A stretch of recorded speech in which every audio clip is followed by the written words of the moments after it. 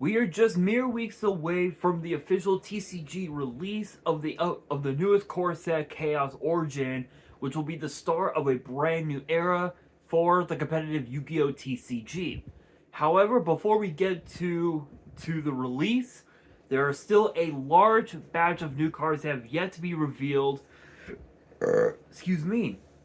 And these cards are going to be the last batch of new cards that will be in the set. Now I do want to check YG organization to make sure that there are no more. And it looks like we are good to go. Seems like there won't be anything left.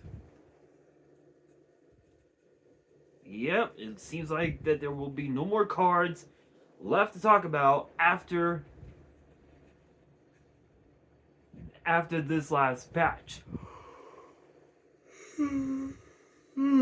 Excuse me.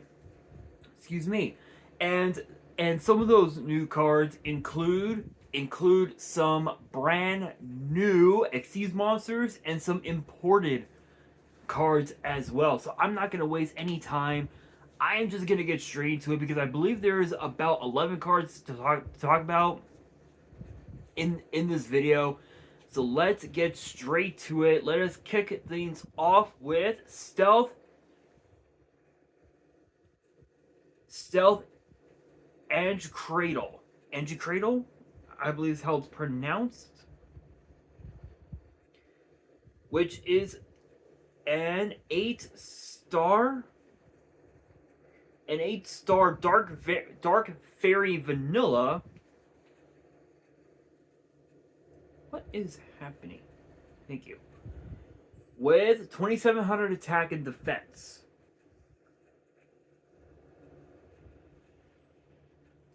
And the flavor text reads as follows. A mysterious entity said to be an angel who brings salvation to heretical souls after it passes through. Only eternal silence remains.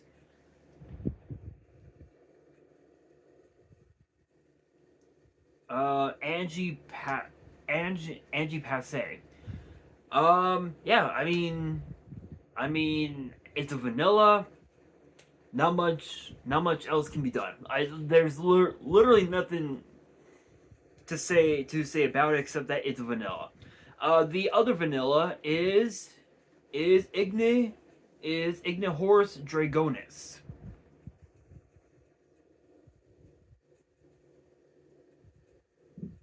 Which is a 7-star Fire Sea Serpent Vanilla with 2400 attack and 1000 defense.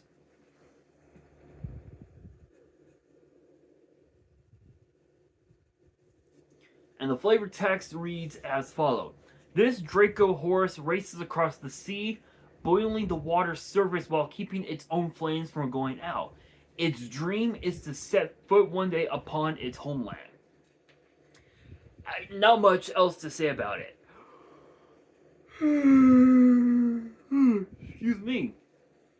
Excuse me.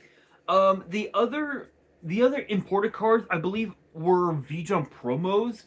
So they are Possessed, Destiny Win, and the 3 Champions of Sword Soul, both of which I have already talked about in previous videos. So if you guys haven't checked out those videos, definitely check them out. But let us continue with the next new card, which is Mortalix, Haruver, yeah. Excuse me. Sorry about that, guys. Which is a rank 8 light winged beast Xyz with 3000 attack, 2100 defense, and it requires 2 or more level 8 monsters. So pretty generic, actually. The effects read as follows. If a monster is sent to your opponent's grave, except during the damage step, you can target one of them, attach it to this card. You can only use this effect once per turn. This card gains effects based on the number of materials attached to it. 2 or more cannot be destroyed by battle or card effects. 3 or more, your opponent cannot target cards in the graveyards with card effects, 4 or more, you can detach 3 materials from this card, send a monster on the field to the grave. I mean, it's basically battle protection. It's it's graveyard protection, and it also lets you send a monster on the field to the grave, which could potentially break your opponent's entire board, which is kind of insane. Excuse me. Excuse me. So, and don't get me wrong. While it is true that yes, that is a pretty insane effect. If this card were to go up against a deck that has the Mitsurugi package in the deck, it doesn't make much of a difference because the Mitsurugi cards, all they do is just come back. They just come back from the grave with, I think, with Mitsurugi Prayer and Mitsurugi Ritual. I think, yeah, which is which even that alone is just busted. But this card can definitely be used in so many different rank 8 strategies. Obviously, Blue Eyes being being one of them. Galaxy Eyes is another one that comes into mind, and pretty much like any deck that uses up rank 8 summons, this deck is going to be very abusive. No doubt about it. This card is actually kind of insane. Kind of insane. Next up, we've got Imposter Shift,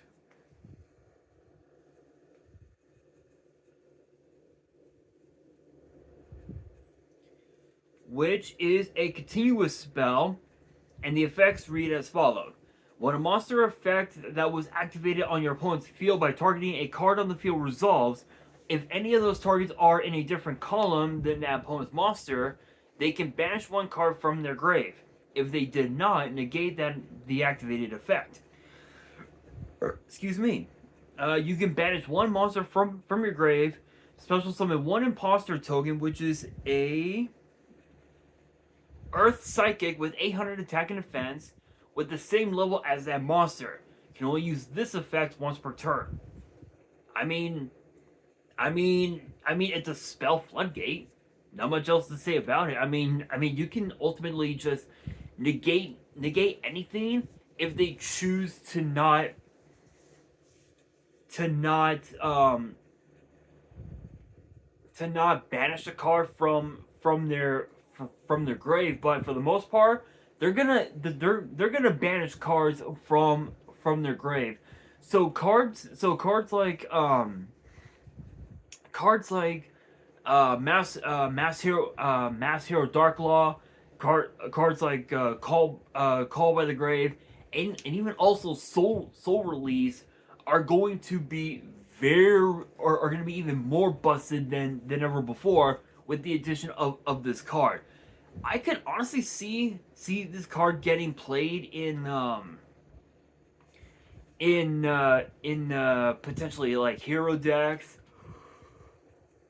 Excuse me. Excuse me. In hero decks and pretty much just any deck that is not graveyard reliant. So decks like Malice is definitely gonna be a deck that could potentially abuse this card. I could see this card getting hit on the ban list at some point, which is probably going to happen. But you never know. You never know. Next up, we've got Yamagna the Fire Phantom. Which honestly, the artwork actually looks kind of cool. It kind of looks like if you really like look at it, it kind of looks like you're going into a different dimension. so to speak, which is kind of crazy. 10-star Dark Pyro with 3,300 attack, 0 defense. And it says that it cannot be normal summon or set. Must first be special summoned from your hand by shuffling 3 cards of the same type, monster, spell, or trap from your grave into the deck or extra deck. If this card is special summoned, you can declare 1 monster type. This card becomes that type until the end of the turn. During your main phase, you can fusion summon a fusion monster from your extra deck using monsters on either field, including this card. You can only use each effect once per turn. This is basically Super Poly on a 10-star body. Literally, that's literally all that is. It's basically Super Poly, and you really don't need Super Poly all that much anymore with the addition of this card. So when you look at the current format right now, everybody is running at least 3 copies of Super Poly in their deck to use to summon cards like Garua, Wings of Resonant Life, Starving Venom. Oh my God, there's another one that I have. It's in my DD deck. I can't think of the name.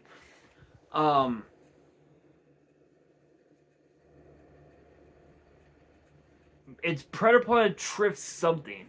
But basically with that card, it needs needs three dark monsters on the field. So if your opponent plays darks and they've got 3 darks on board, you can go Super Poly, pitch a card, and then you send all 3 of your opponent's darks to the grave, and you summon that guy out. With this card, you really don't need Super Poly, which is insane. But because that Super Poly is a quick play spell, and it requires the card to be set to use it on your opponent's turn. This card doesn't, seems like it's a bad card, and in a manner of speaking, it does seem like a bad card. But the only way that it could be a bad card is if you open it if you have it in your opening hand, and if it is in your opening hand, it can essentially just be a break, which is not good. But honestly, though, still kind of cool. Next up, we have Distrust Paranoia.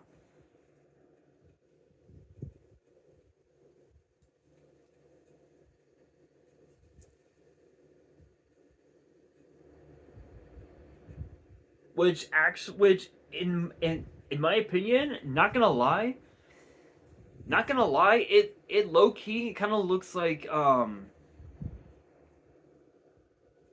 I know that it's a statue, but it kind of looks like one of the statues from oh my God, what's that one anime that I had seen recently? Oh my God, I cannot think of the name of the anime, unfortunately.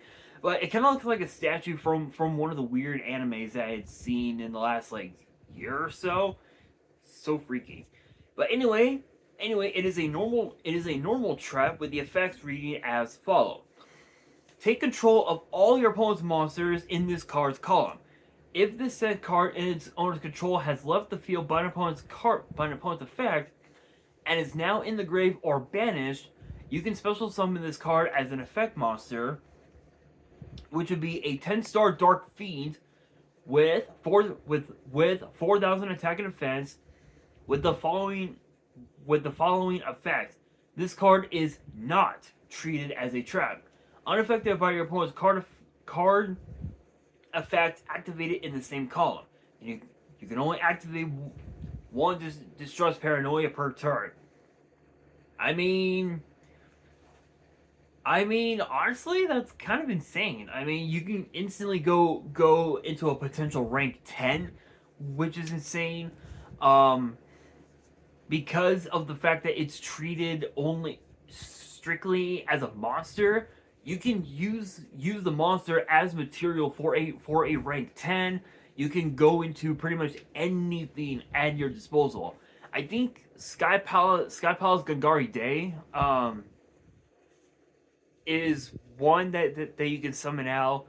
I think Super Dora is another one that you can summon. Um, I think Gustav Max is another one that you could summon using this card. Um, Number 84 Pain Gainer I think is another one. Kind of crazy though. Kind of crazy. And plus, I mean, it's a 4K body. I mean, what do you expect? What do you expect? Next up, we have Serenimesia, Mystical Beast of the Forest. So Mystical Beast of the Forest, that archetype is getting more support, which is kind of crazy. Which is a 2-star Earth Beast with 0 attack, 1600 defense, and the effects read as followed. If this card is normal or special summon, you can banish face up a beast monster from your hand or face the field until the end phase. Special summon an Earth Beast monster from your deck or grave with an equal or lower level than the monster's original level. Then your opponent can special summon a monster from their hand. You can only use this effect once per turn. Your opponent's monsters can't that can attack must attack the monster you control with the highest attack, their choice if tied. I mean, it's not bad. I mean, if you're able to summon out a beast tuner, you can instantly go into a synchro. If you summon out a level 2, you can go into a rank 2 or rank 2 exceeds, or you can just link them off into a potential link 2, which at this point could literally be anything, right? Like it could be,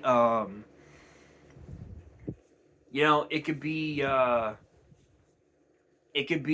IP Masquerena, it could be SP Little Knight.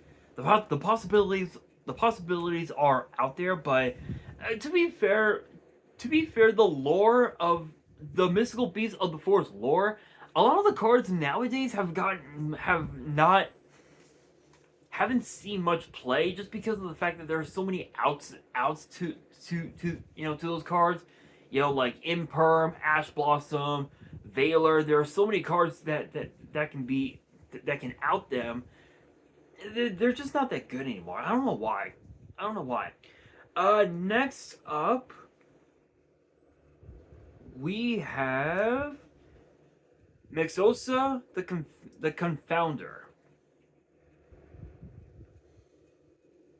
And judging by the look of this card, it seems like it might be a super rare. Either that or a common, one or the other. I'll let you guys decide on that.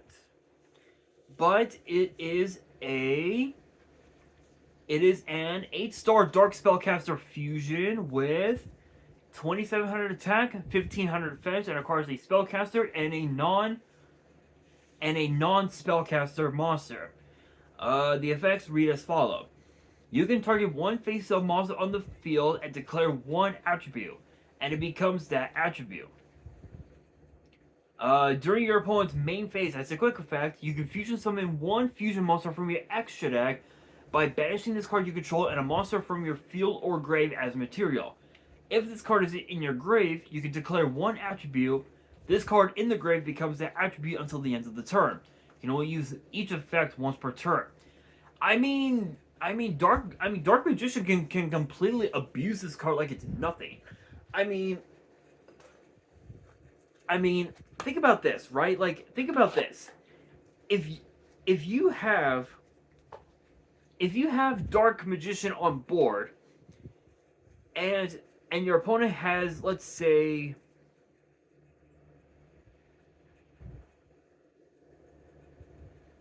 and your opponent has, let's say, a Blue Eyes White Dragon. Let's just say that, right? You can activate this card, Secrets of Dark Magic, and summon this card out like it's nothing. Absolutely nothing. So Dark Magician decks are going to have a field day with that one. It is going to be a crazy. It is going to be a crazy time to see that card get played in Dark Magician decks. You can also theoretically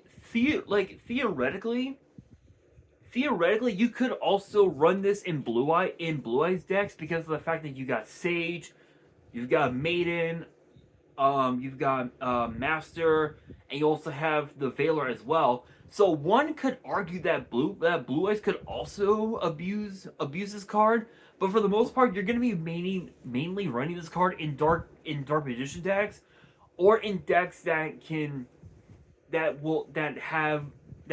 use Super Poly very easily. So a very crazy Super Poly target, kind of crazy. Kind of crazy though, people. Kind of crazy. Again, I guess Super Poly definitely is a very crazy card in our current format back, because back in the day, you didn't really use Super Poly that much anyway. Not even in Edison oh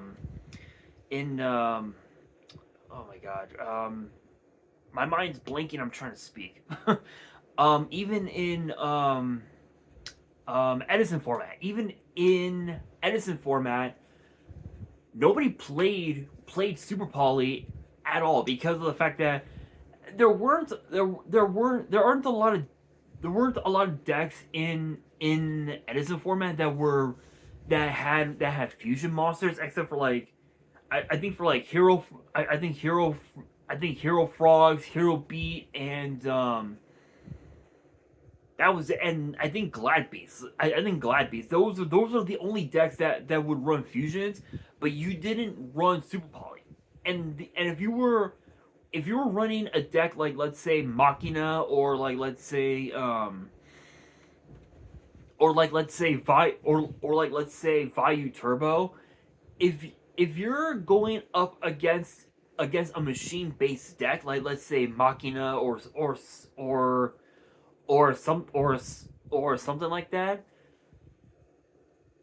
going into game 2, you're gonna be siding in Cyber Dragon, and you can just contact fuse into Chimera Tech Fortress Dragon, and that's it. Like, literally, that's about it, which is crazy. So again, back in the day, you didn't really run Super Poly. Nowadays, Super Poly has become very broken. Next up, we've got Thunder Crash Snarecrow. Not Scarecrow, Snarecrow. I don't know why they called it a Snarecrow, but here we are. Here we are, people. Here we are.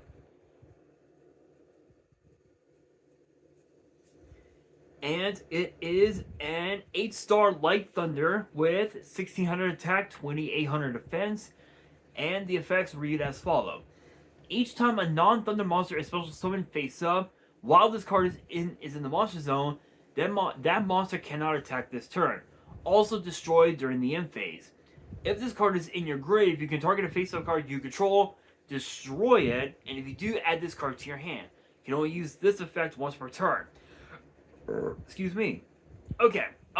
So this card is kind of crazy because if you go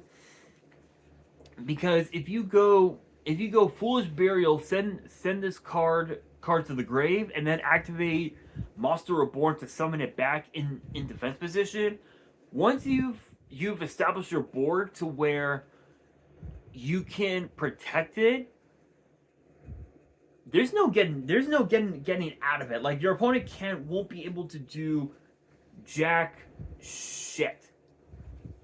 Nothing. Your opponent will not be able to do anything whatsoever. Now, there's literally like not much to say about it except, damn, that is a crazy floodgate. Again, and again, your opponent's monsters get popped during the end phase. So going second, your opponent can't do jack shit, which is wild.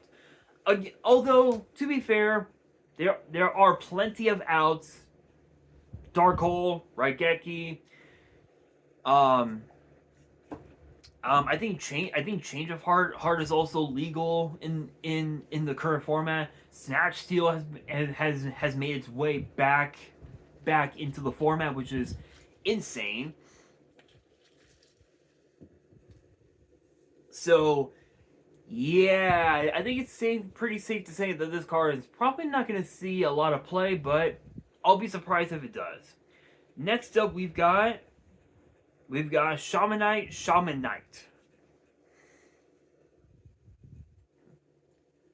So yeah, try saying that 10 times fast. Quite the tongue twister. Shaman Knight. Really weird to say, but here's the card, and the artwork looks badass. Just saying. It is a rank 3 Dark Warrior Exceeds with 1700 attack, 2400 defense, and requires 2 or more level 3 monsters. If the effects read as follow: if this card is Exceeds summon, or if a trap you control, or if a trap you own is banished, you can target one of your banished traps, attach it to this card. You can detach any number of materials from this card, then target one dark monster in your grave for banishment with a level equal to the number detached. Special summon it. Can only use each effect once per turn. Let's just keep it real. Phantom Knights are going to completely abuse this card like it's nothing. Enough said. Enough said. Phantom Knights definitely going to abuse this card. And I could see Phantom Knights making their way back, but it's gonna take a lot more support than the amount of support that we're seeing right now in Chaos Origin for the deck to truly become a powerful meta strategy. And plus, you get to attach banished traps to this card as a material, which is nuts. Absolutely nuts. This brings us, I believe, to the final card of the video. Yes, this brings us to the final card of the video, and it is one that will be getting an overframe card, and it is known as Witness of the Ancients. So here is the regular art, if it'll load. If it will load. Thank you. So here is the regular art. And here is the full art version of this card, which honestly looks kind of cool, actually. I gotta admit, this actually looks amazing. It actually looks amazing, and I'm probably guessing that this will probably be either the ultra rare or the secret rare of the set, and it will probably get printed as a Starlight rare as well. So we'll see. We will see. But it is an 8-star Light Machine Tuner with 0 attack, 3000 defense. The effects read as follow: if you have a single monster in your field or grave, you can special summon this card from your hand. If this card is special summoned, you can place up to 3 single monsters with different names from your extra deck and or grave in your spell and trap zone as face on continuous spells. And special summon 1 Arc token, which is a Light Machine with 0 attack and defense with a level equal to the number placed. Also, for the rest of this turn, you cannot special summon from the action deck except synchro monsters. You can use each effect once per turn. So if you guys remember in yesterday's video, I talked about a brand new archetype known as the Angel Cheat archetype, where the idea is you can place synchro monsters into your back row as face-up spells, having their own spell floodgate effects. This card is basically a card that will make that deck busted. Enough said. I'm saying it now. I am saying it now. We are going to see a format where Angel Chi is going to say fuck you to the entire meta. It is going to break every single deck in the format like it's nothing. I can 100% see it. As far as how, that remains to be seen. But what I can tell you is this. Floodgates have been around for the longest time. From the very first ever Floodgate being obviously Royal Decree and Imperial Order, to cards like Skill Drain and Macrocosmos, all the way to the most recent Floodgates with cards like Goes in Match, Rivalry of Warlords, and even also There Can Be Only One.